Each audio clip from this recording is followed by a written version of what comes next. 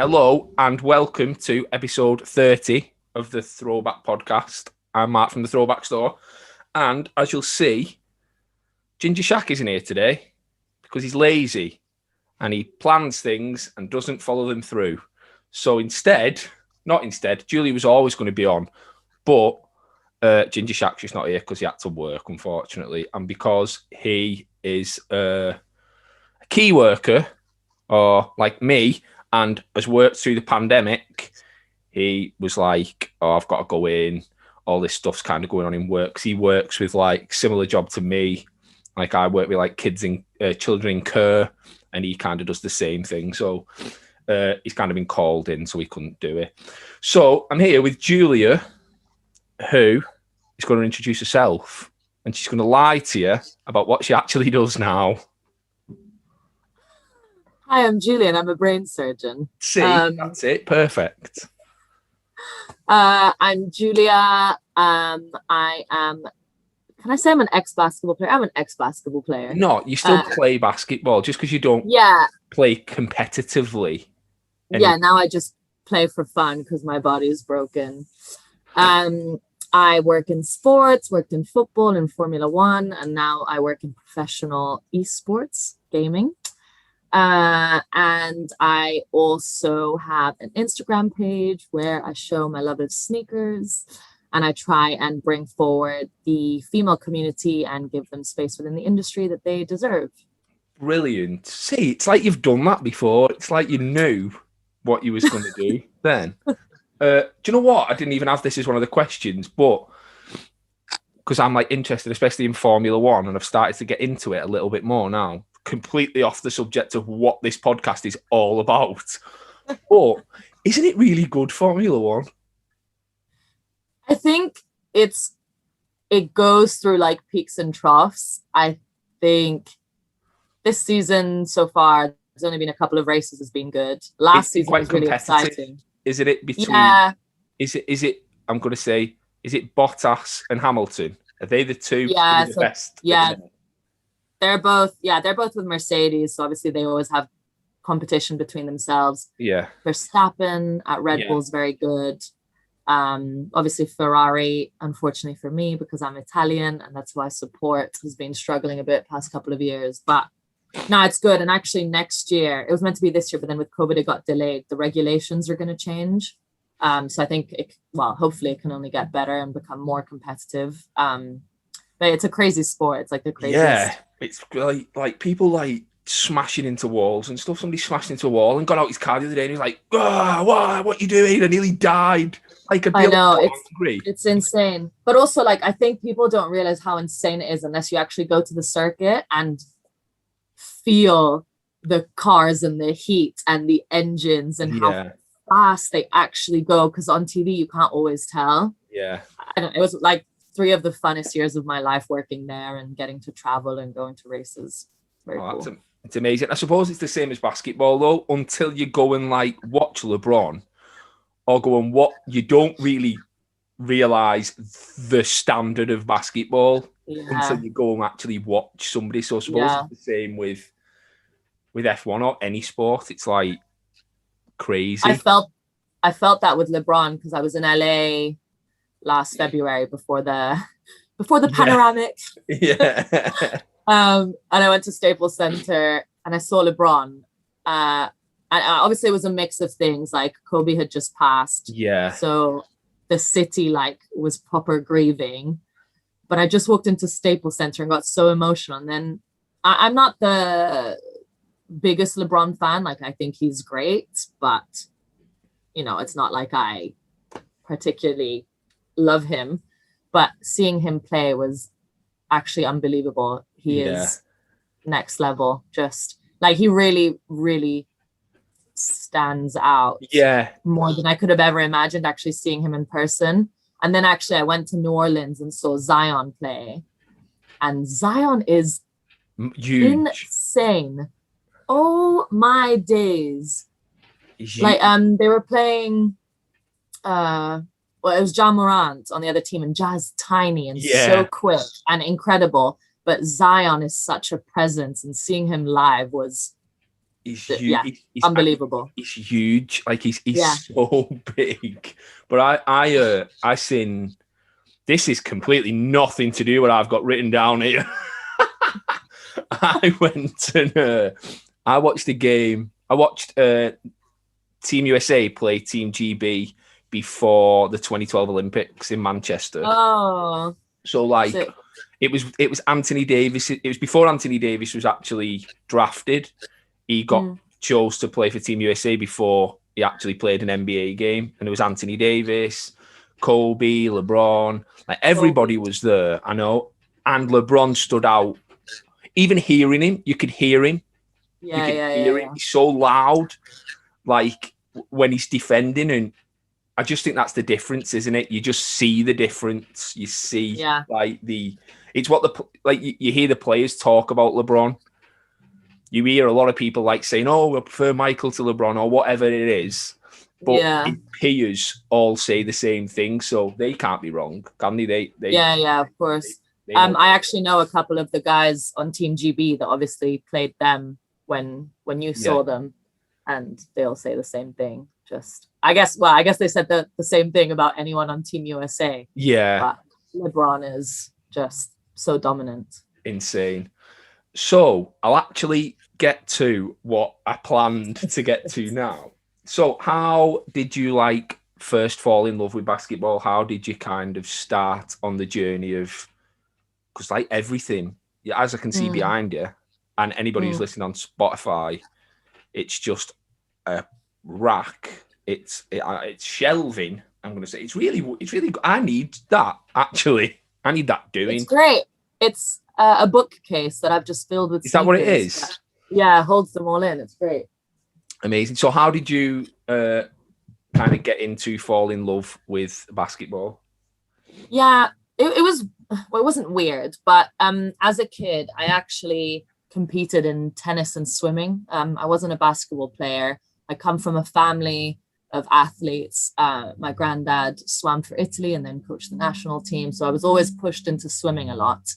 My dad actually played pro in Italy. He played in Serie B basketball. Oh, brilliant. But he never pushed me to play, never got me involved so much. But every now and then, I'd find his old Chucks that he'd play in that he still kept, and his old jerseys. And when I was about 11, we finally got basketball introduced at school in our PE curriculum. Yeah.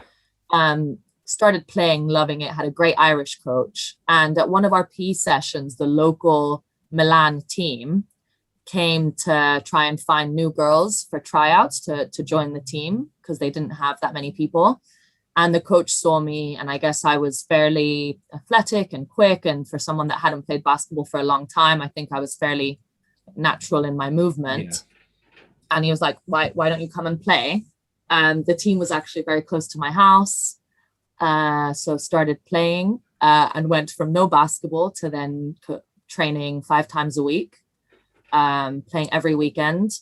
San Gabriele Milano, which is the team that I played for, was actually one of the top, we call them juniores, junior teams in the country. So I did everything. I did under 13s, under 15s, under 17s there. I then played in Serie C and Serie B with them.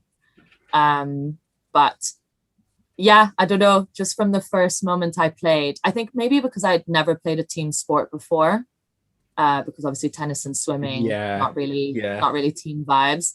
I just loved everything about it. I made lifelong friends. The basketball community was incredible, female and male, but I just had never met so many females similar to me in that sense that loved competing and loved sports and loved everything about it. Had pretty badass coaching and was really in a just truly great environment of professionalism and elite sport. And that was that. That was a really good story because mine was just I just went down the park and started playing. We was talking about it on the last podcast and I was like, well, I hurt my knee, so I couldn't play football anymore. So my arms still worked. So I just went and started shooting a basketball. and that's how I started playing. But yours is like really good, like well done. Even if you've lied about it all, that was a brilliant story. I promise. That's why I wear number 12 as well. It was my dad's jersey number, and it's the jersey number I play with. Yeah, I've got my jersey number was number 5. I've got it tattooed on my arm, and I've got Allen Iverson's number tattooed on my leg. That's just random, but just thought I'd put that out there. Yeah, I got my little. Oh, I can't even see him. My little MJ. Yeah. So let me go on to some more questions. Wait, no, let me go back. So how have you got from playing basketball in Italy to living in London? Yeah, well, that was so a bit confusing. I grew up in Italy, but I went to a British school in Italy. Oh yeah, I remember we spoke about this before, like an international school. Yeah, so my parents wanted me to learn another language. So actually from age 3, I went to a British school in Milan. And I was there from age 3 to 18. And the next sort of step was to go to university abroad. So I was considering the States and the UK. I actually didn't end up applying anywhere in the States because you just wanted to come to the UK. Well, no, I'm a daddy's girl, and the US just felt too far, and the UK was an hour and a half away, so I could handle that. Applied to a bunch of unis. Actually got a basketball scholarship for Loughborough, which I then politely declined because I was told to focus on my studies Was that by your dad? By higher powers in the family. Yeah. See, so it's Italy, isn't it? Who knows? Who knows who these higher powers are? It could be like The Godfather, couldn't it?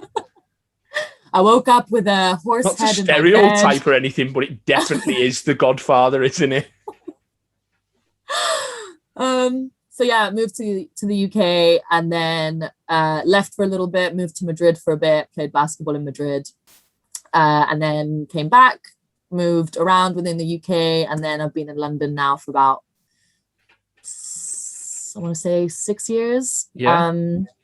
And yeah, this is where I am. We're about 15 minutes in, and I'm not on the second question yet. Let's go. Second question. I know. Is it about sneakers? So which NBA team do you follow, and why do you follow that team? So I'm going to put it out there because then some of my friends will bully me about my fandom and how and who I support. So I just love the NBA. I just love the entire... Here we go. I can just see this. It's like going to be an answer that's the most diplomatic answer. I didn't want politics. I didn't need this. I didn't need the Prime Minister here.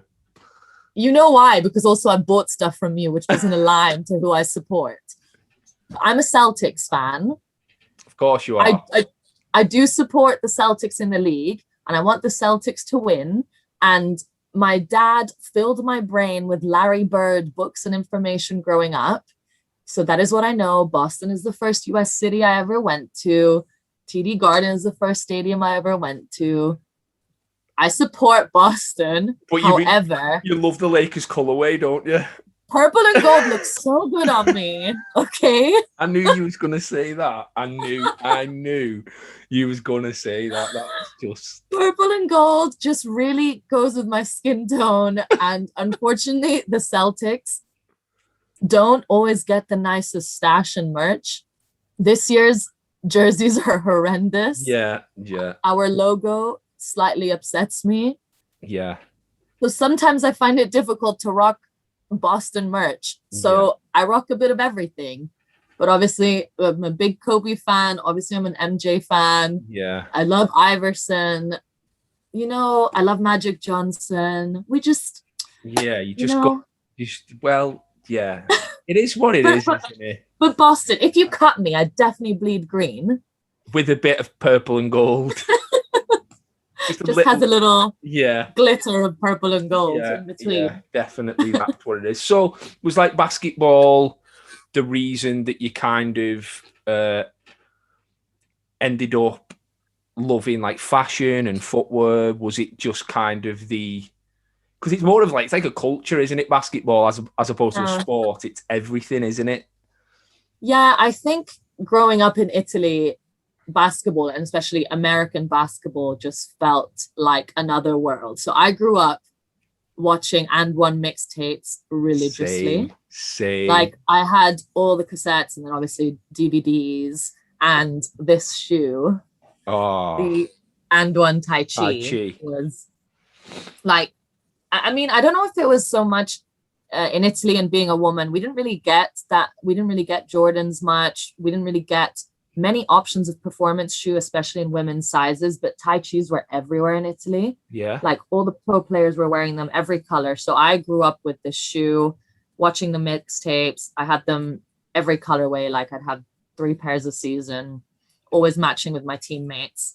So I didn't realize that I'd really started collecting, or that I had an issue with shoes. I just had a lot of like. You definitely have now. I do. But like, you know, I had a lot of performance trainers. Like I love the way that they look. They were comfortable. They helped me in my sport.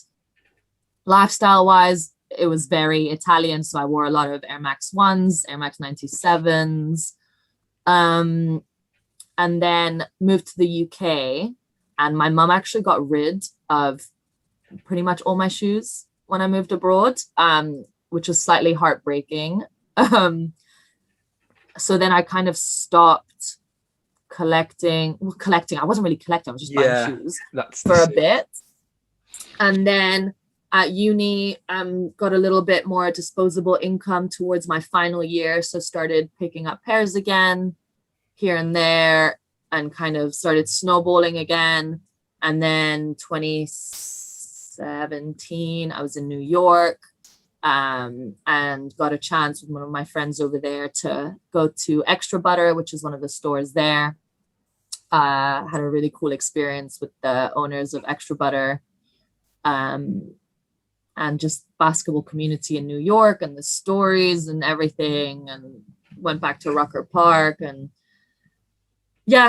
kind of 2017 again reignited something in me, so started properly collecting again. But obviously, I have a bunch of oldies still. They're so nice. It's just crazy, isn't it? Because I think a bunch of everything. Like back then, like the era that you was kind of talking about with the M1 mixtapes, that was like around about the time when Vince Carter won the dunk contest, and he wore Tai Chi. Yeah. And Allen Iverson was wearing jerseys to games, and kind of that hip hop, basketball, everything kind of intertwined into one thing. Like rappers wanted to dress like Iverson, and it was just that's the area that I fell in love with basketball in. That was the one for me. I mean, Iverson had a 15-year-old girl from Milan trying to braid her hair and wear headbands. So the influence was definitely there. And I wore very baggy shorts that were not appropriate for any movement on court, but I still did it. I did the sit.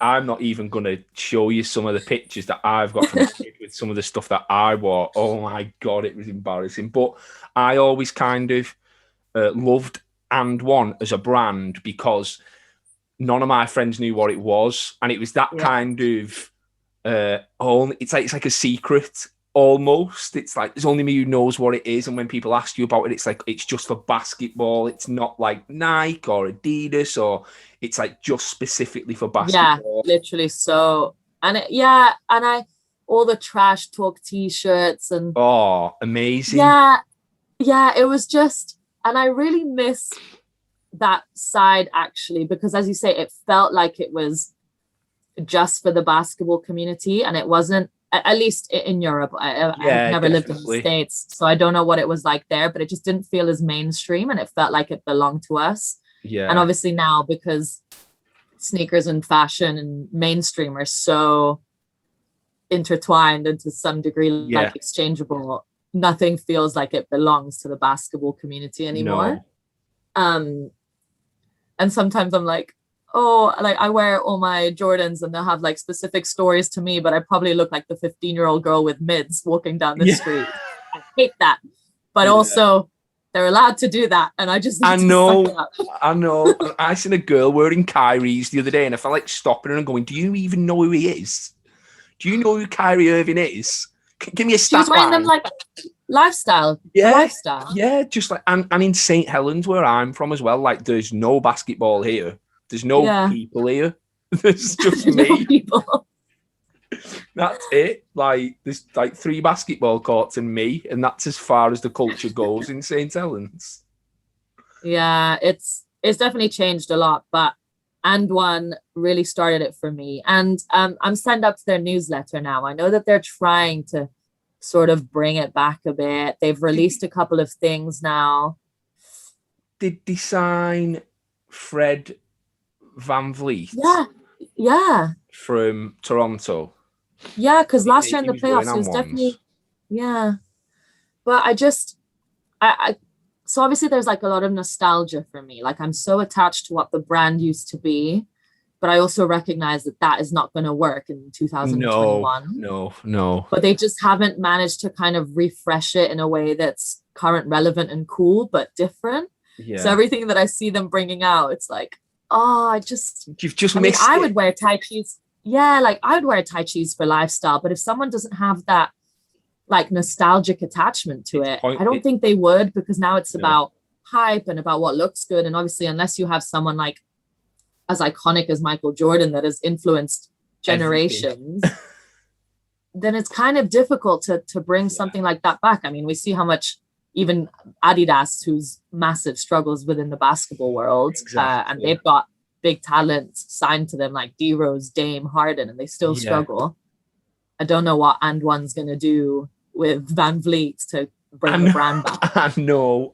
It was back in the day as well. It was the players that they signed, like Stephon Marbury, Ben Wallace. Yeah. It was that street feel with the signings. Everything seemed like it was planned that way. They just wouldn't sign any random. It was all kind of strategic in the kind of PR for the brand, which was like brilliant. Like that was what it was all about. But I think the dollar bill in the end is what kind of makes decisions now. And also I feel like that, you know, a Marbury now would probably not exist in the NBA, but he would be so pushed away from what he was. Like he wouldn't be able to be him. The same way as like Iverson probably wouldn't be also allowed to, you know, the amount of media training, PR that they get, that street style of the NBA has definitely been kind of weeded out, I think. Definitely. Well, you look how the media treats somebody like Russell Westbrook. Do you know what I mean? It's that's kind of probably the road that they'd go down with a Marbury or an Iverson. Again, completely off subject. This, not even. It's like a serious question now, and I can't stay serious for long enough. So obviously you mentioned that you played basketball in Italy. You've played a little bit here. So do you feel that like women's sports now, especially basketball, is getting the recognition and the respect it deserves? Or is there still kind of a road to go? Like, is there still more work to be done? I feel like it's a lot more mainstream than it was. Yeah, but I agree. I definitely feel like, me personally, I feel like there's more to be done. But what's your thoughts on? So I think for me, it's a little tricky to say, because I think we live in our little echo chambers, right? So I am surrounded by people that truly love basketball, male and female.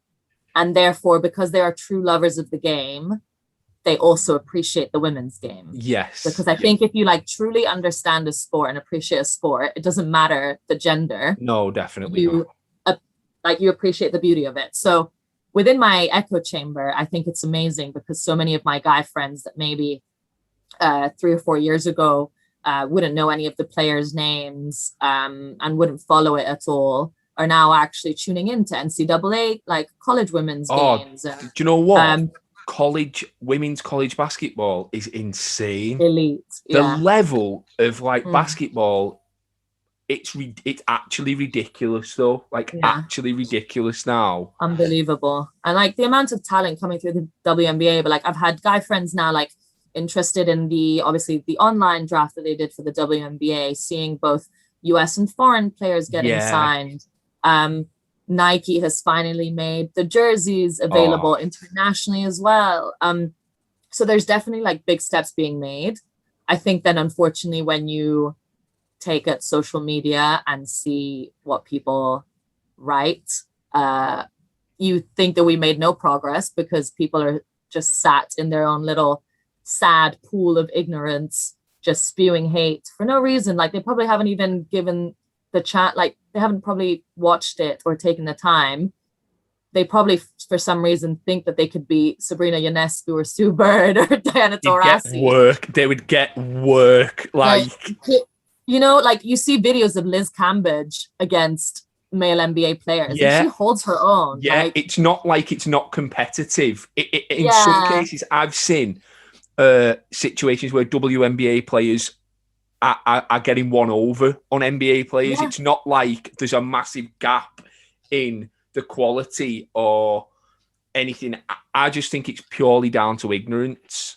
I think so too. And unfortunately, I think the ignorance will continue for a long time. There will always be some ignorance, but also I think until women's basketball is fully capitalized on from a commercial perspective and obviously media perspective, it's going to be hard to teach the ignorance because people don't get the chance to see it, to come in contact with it. Obviously, like I work in sports and I work in sports sponsorship, and as much as brands are saying that they want to back women's sports, I think sometimes people that work within women's sports don't even realize how much the personalities and the talent within it can be capable of. So I think it's great to see at least a couple of characters here and there getting really like taken out and capitalized on, like even just Diana Taurasi and Space Jam. Yeah, like in Space Jam is, you know, already a big step forward because in the first Space Jam, all we had was Lola Bunny as a female character. So like stuff like that, to get them into the mainstream and get people to understand that they are there and they're here to make an intersectional impact. You know, they're not, like LeBron says, we aren't just athletes. Yeah, there's a we do everything else. Yeah. She's a talented basketball player first. Yeah. And that's ultimately why. But like you say, I think it's sad, isn't it? That this is a thing, because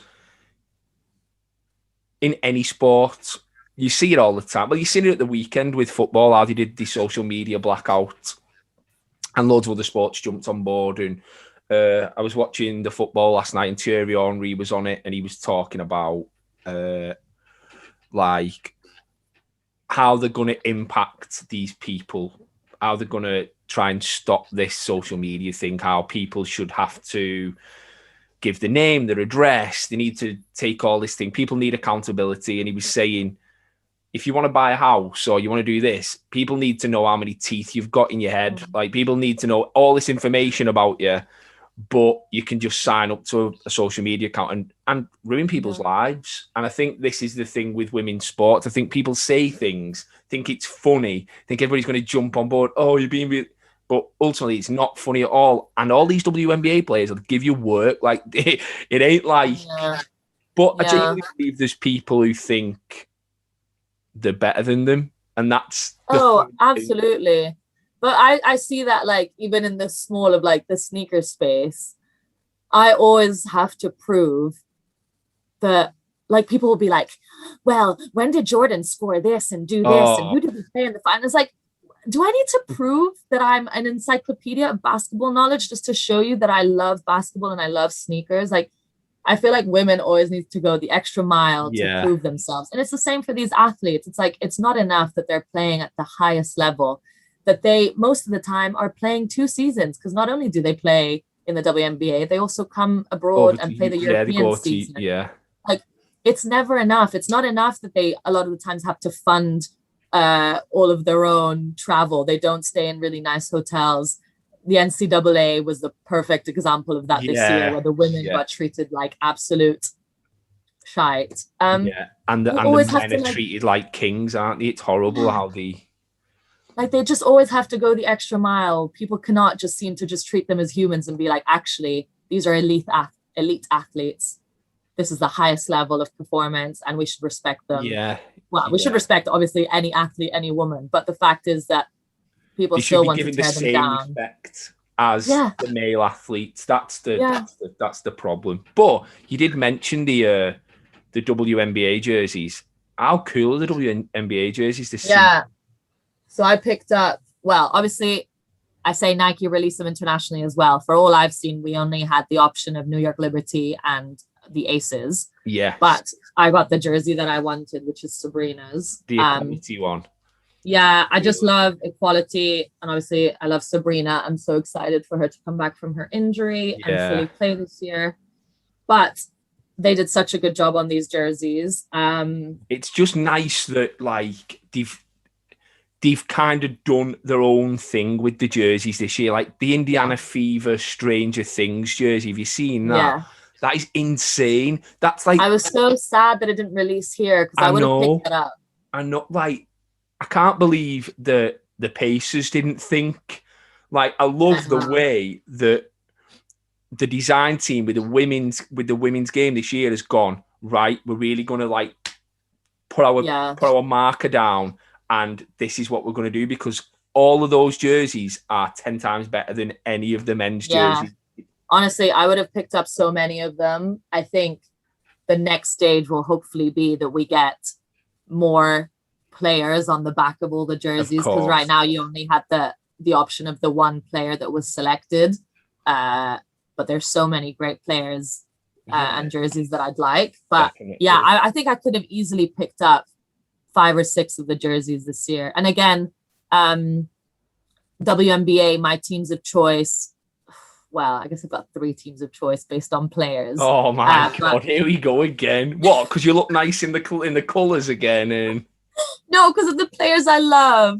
So obviously, Diana Taurasi, so Mercury, because I went to see them play 2018. And she is insane. Oh my God. I don't know. She must have, I don't know. She's unreal. And then the only Seattle team. So you got to rep Seattle. Yeah, because we're there. The NBA. Yeah. And also the Kyries that I designed with Nike last year. I've seen this, and other people were then going to Nike and designing their Nikes in that colorway, wasn't they? Did I see that on your story? That's so cool. And so this was a little shout out to Sue Bird and her nth title last year. And then obviously New York Liberty, because they're a dope team, they're a dope franchise, and they got Sabrina, and I definitely like their kits. Yeah. I went to the NBA London game. The last one, which would have been Wizards against... I was there too. The Knicks. Yeah, Wizards. Was it Wizards Knicks? No. Yeah, it was Wizards Knicks, because Porzingis didn't play and John Wall didn't play because they were both Yeah, you're right. And it was that really close, like it was like a boring game, and the last quarter was crazy. And then he blocked it and they didn't know whether it was on the way down or... Yeah. I remember that. Elena, is it Elena Del go on. Deladonna. I have a picture with her. I do as well. She's so tall. I'm 5'9" and I look like a midget. Yeah. I got a picture with her as well at the game. She was sat right next to me. Wait there. That means you must have been sat near her. Was she sat near you? No.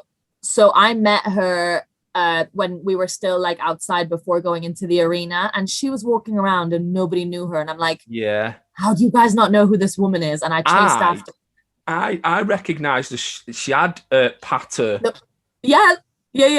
The Para Air Max ones. Yeah, the Para. Yeah, and that's how I noticed, because I was just, as I do, like an idiot, like looking at people's feet, and I was like, and then I looked up and I was like, what? Literally, that is exactly how apart from the fact that she's also obviously a giant. Yeah. Oh, but I've got photos somewhere anymore. I put it on my social media at the time, but she was lovely as well. She was so nice. Yeah, so nice. There was a girls basketball team right next to us. Yeah. And there must have been, I don't know, 15 people and the coaches. Yeah. And she literally took a picture with every single person. They were queuing up like all down the aisle, and she took a picture with every single person. Such a babe.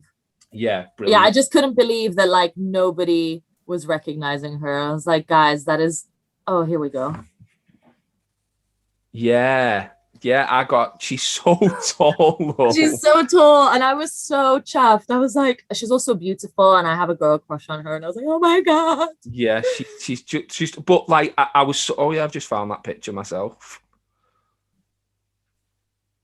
Oh my gosh, she's so tall. Yeah, so tall. But it was how nice she was. It was how nice she was with everybody. Like it was really refreshing, because I know I've met basketball players in the past. I met like Kenny Smith at the NBA crossover event, and he was a bit of a dick.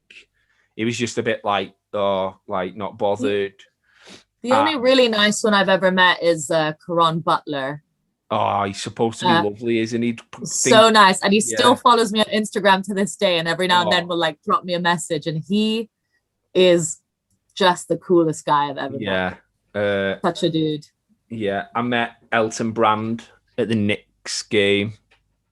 At the Knicks Sixers game, and he was lovely as well. He was like kind of like asking about where I was from in England, and like how I become a Sixers fan. Because you sound weird. Yeah, exactly. That's what he was like. So he was like straight away, "Are you from St. Helens?" I was like, "How did you know?"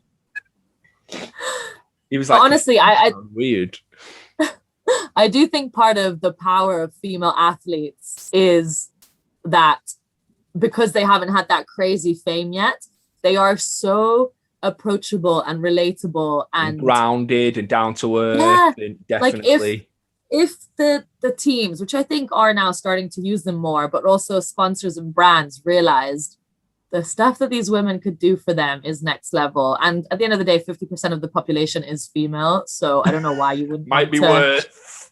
Yeah, might be worth like monetizing that and pushing that. But yeah. But so you've shown me your Liberty jersey. Then, what is your favorite jersey that you've got in your collection? Yeah. So as you know, because I mostly buy warm-up tops from you, I mostly have warm-ups, but I do have some jerseys. So maybe I'll show you a couple, but then I'll show you my favorite. So people can recognize that I'm a Celtics fan. You can't just say you're a Celtics fan because you've got a Paul Pierce jersey. That's not how it works. Yeah, I can, because it's lovely and stitched. And we love Paul Pierce on Instagram. Those Nike jerseys are so cool. Yeah. So that is one of my lovely jerseys. The Kobe. Nike was kind enough to send me Kobe after he passed. So this will always be close to my heart because Kobe with the fro, but also it was nice of the brand to think of me. Yeah. Past. That's cool. But then my favorite is going to have to be a women's jersey. Team USA. It's so good that Mitchell and Ness did that, Yeah. Like they should kind of throw, again, like you just said, they need to realize that 50% of the population is female. So kind of monetize that. Like Mitchell and Ness should throw a fortune at Lisa Leslie jerseys and like legends of the game from that. They'd make an absolute killing, but also like I think because Staley is also an NCAA coach and because she's so badass, I think a lot of men would buy her jersey as well. Yeah, like she's just definitely through and through just one of the dopest women to ever be in the world of basketball. Play basketball full stop. Do you know what I mean? It Yeah. doesn't matter male or female. But I love that jersey. That USA jersey is so much better than the men's one as well. The red colorway. Yeah. Also, and this is going to come across as a little harsh, but I think now because American basketball has become more mainstream and it's in fashion, I genuinely think that so many men would buy this, not knowing who Staley is, not knowing that it's a women's jersey. You know, it's like Staley could be a dude. Yeah, Team USA, that's same logo, and they just pick it up because it's a dope jersey. Yeah, so exactly, and that let them do that. Yeah, but I do love that jersey. I do love that. Yeah, it's beautiful, and one of my close friends gifted it to me, so it's even more special. Yeah, they're the best ones. Then when somebody just kind of gives you a jersey, I've got loads of jerseys, but like I've got a random one from Fenerbahce in Turkey. So my cousin lives in Philadelphia, and he works in like maintenance and stuff. And he got talking to a guy, and he was saying his son played basketball in Europe, and he said, "Oh, my cousin lives in Europe.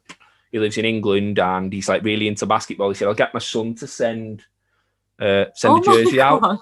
So that is so cool. I love the basketball community so much because these stories actually happen. Yeah, all the time. So he didn't just send me Eric Green, his name is, and it was the year they won the Champions League, and it's like he got the full team to sign it for me as well. That is so sick. So yeah, that's just like a nice little story. Like you say, you get these stories all the time in the basketball community. You don't really see it anywhere else. So you've shown me your jerseys. Now the big one is, what's your favorite sneaker in your collection? Oh, I don't have it here. It's in the living room. But I can show you my second favorite, but I will tell you about my favorite one. I know what your favorite is. I think it's the same. So it's the Jordan 1. Yeah, so it's the Chicago Jordan 1 from 1985. It's the same as Mark when we had Mark on. I know. Yeah. And actually, Mark, who is obviously a mega babe, even though a part-time dickhead. Or not full-time, but carry on. He actually helped me find the shoe. He found it for me in Japan, and that's how I managed to get my hands on it before the Last Dance and before the whole world went crazy again for Jordan 1. So I got it for a steal, but I keep it in a glass box because it's my precious. Yes, of course, of course. But oh God, what is my favorite shoe? Okay, probably. This changes on a weekly basis. Yeah. But this colorway of Jordan 1 just means a lot to me. Shattered backboard for those on Spotify, as you said. Oh, here we go. Like I just love. Do you know what else I love? Like people can't just say it's just orange and black. You've got to it's shattered backboard.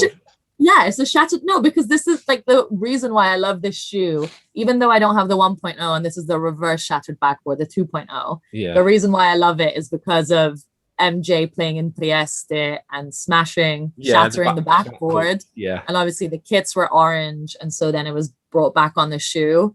So nothing better than a Jordan 1 with a dope story and a great colorway. And orange is my favorite color. There you go. Oh, there you go. Yeah. Brilliant. And last question is, are Crocs cool?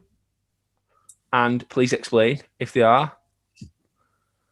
That doesn't mean they're cool right now. That doesn't mean they're cool though. Is it because you can stick them things in them now? Yeah. Sorry, look at that. I've got a basketball one, a Kobe one, video games because I work in gaming, my initials, New York and LA. Well, Drew because Justin Bieber's life. Should have took that out, shouldn't you? Now you thought, should have just showed the right foot and not the left foot. Honestly, gibbets are life. I'm about to try and reproduce this shoe Is that what they're called? Are they called gibbets? Yeah. So I'm gonna reproduce the Supreme Nike NBA collab. I bought all the different teams. That's the best team there that you've just picked up. Oh, is it? Yeah. Look, I have them all, and I'm gonna stick them all. I know, but I love them so much, and I'm gonna stick them all over, and I'm gonna make my own version of the NBA Croc. Hey, creator. They are cool. You know why they're cool? And now everybody's going to jump on the bandwagon because every brand is collabing with them. Now they've got a Palace collaboration coming out. Yeah. And Forbes is writing articles about Crocs. But they are cool and they're comfortable and you can personalize them. And I love that. They're cool because they're not cool, aren't they? That's what that's exactly. I wear so many like non-cool shoes. Like I wear Reebok Beatniks. Little sandals. I can let you know right now, I can edit this and take this part out if you want me to. Hey, I don't care. I'll own it. I wear weird shoes. It's not just hype. Yeah, but also lots of hype. Well, you are an influencer now. So stop it. Like, you've got to do what you've got to do what you've got to do, haven't you? You know, anything to make a buck, or you've got to do what you've got to do, even if you have to wear Crocs. Exactly. That wasn't my question. Actually, that was Ginger Shaq's question. That was all he contributed to this. Are Crocs cool? And can you ask Giulia to explain why? He's going to have a pair real soon, I'm sure. Yeah, definitely. So, I'm done with the questions. I'm done. Good stuff. So, really enjoyed it. Do you know what? I thought I knew quite a bit about you anyway, because we do speak quite a bit. But I've learned a lot of stuff about you as well, which is nice. Aww. And so plug your socials. So Instagram is at Giulia Zed 12, but Giulia is spelt Giulia Z12. Yes, everybody follow. Just really aesthetically pleasing your feed. It's really good on the eye, isn't it? Like you and Mark, and I follow. Is it Daddy Dav? Yeah. Just really cool feeds. Like I'll end up just scrolling through and then being like, I've been on this now. I'm back to like July 2018. Why am I doing this? I'm not on Mark's cool levels, but you know, I try and switch it up and post stuff that isn't your usual like mainstream stuff, and I post a bunch of basketball stuff. And I'm lucky enough to work with brands that are trying to embrace women's sport a bit more. So I get to do cool projects, you know, with Adidas and Nike and Jordan brand. So which is sometimes really you can cool. see some goodies. Yeah, you've always got something. And you post really often as well, which is cool. Like you see, anything can be great and like aesthetically pleasing, but if you're only posting once every 6 months, nobody's really bothered, are they? It's this era we're in. It's fast, it's quick, it's definitely the next thing. But yeah, like I really appreciate you coming on and fitting me in between meetings today. Thanks for having me. that anytime. And if we get to, I don't know, 60, we might have you on again because you might have more stories to tell us. Yes, let's do it. Yeah. But yeah, I'm gonna go now. So thanks for everybody for tuning in, for listening, for watching, for subscribing. Everybody follow Giulia because she's a really cool person and she's really good at taking photographs, mostly of herself. But hey, what can you do? This is the society we're living in. And I will see you all for episode 31. I appreciate you all and peace.